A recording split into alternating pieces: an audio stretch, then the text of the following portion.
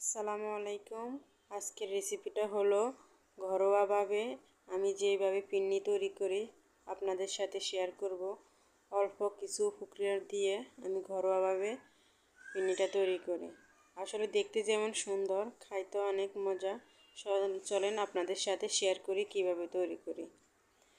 আমি এখানে নিয়ে নিলাম 2 কেজি লিকুইড দুধ।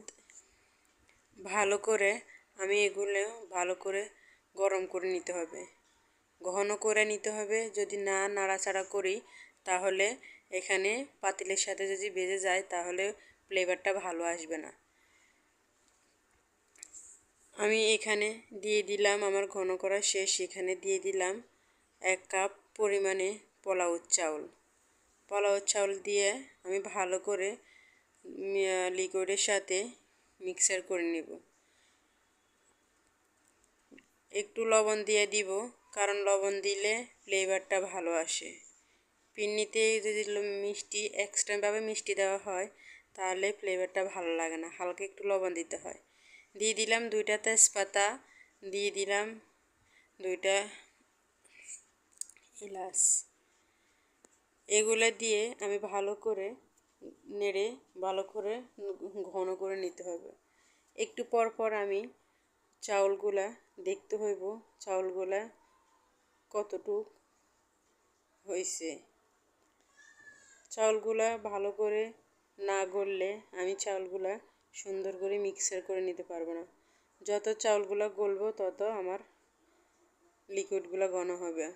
আমি এখান থেকে তেজপাতা এলাচগুলো একটা একটা করে সরিয়ে নিব, কারণ তেজপাতা এলাচের যে ফ্লেভারটা হওয়ার তা লিকুইডের সাথে মিক্সার হয়ে গেছে। এর বেশি যদি থাকে তাহলে পিন্নির ফ্লেভারটা ভালো হইব না, লাগবে না।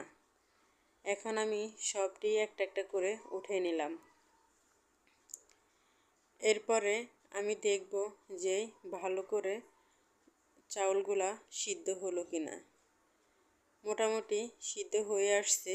এখন আমি দিয়ে দিব এখানে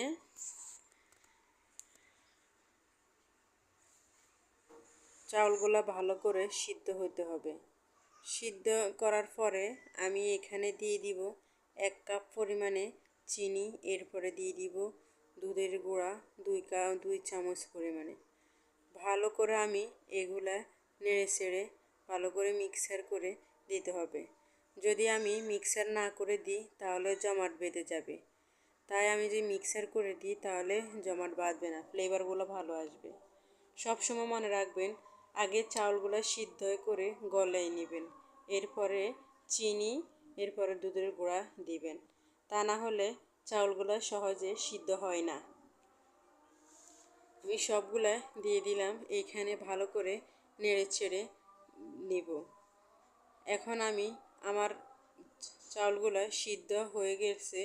এখন আমি ঘুটুনি দিয়ে ভালো করে একটু আলতোভাবে ঘুরে নেড়ে নিব, কারণ চাউলগুলা আড়া ভাঙ্গা করে নিব, তাহলে আস্তে আস্তে পিন্নির ফ্লেভারটা ভালো আসবে।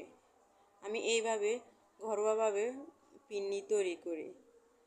আমার কাছে এইভাবে তৈরি করতে অনেক ভালো লাগে, অল্প উপকরণ দিয়ে। এখানে পিন্নিতে কখনো সরবসা দেখলে এগুলা আপনারা ভালো করে ভেঙে সবগুলোর সাথে মিক্সার করে নেবেন। আমি এটা ঘন হয়ে গেল, আমি চুলাটা অফ করে দিলাম। এখন আমি ভালো করে বলকায় চুলাটা অফ করে নিলাম। নেওয়ার পরে এখানে আমি দেখতেছি যে আমার পিন্নিগুলা ভালোভাবে ঘন হইলো কিনা। এখন আমি দিয়ে দিলাম কাজু বাদামের কিছু কুচি। এরপরে দিয়ে দিলাম কিশমিশ। এগুলা দিলে পিন্নি খাইতে অনেক সুস্বাদু মজাদার লাগে। আমি এইভাবে ঘরোয়াভাবে অল্প উপকরণ দিয়ে ঘরোয়াভাবে পিন্নি তৈরি করি।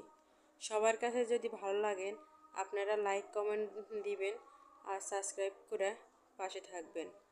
নতুন আরও কিছু রেসিপি নিয়ে আসব, তাহলে আপনাদের কাছে নোটিফিকেশন চলে যাবে। আজকে এই পর্যন্ত। আল্লাহ হাফেজ। আসসালামু আলাইকুম।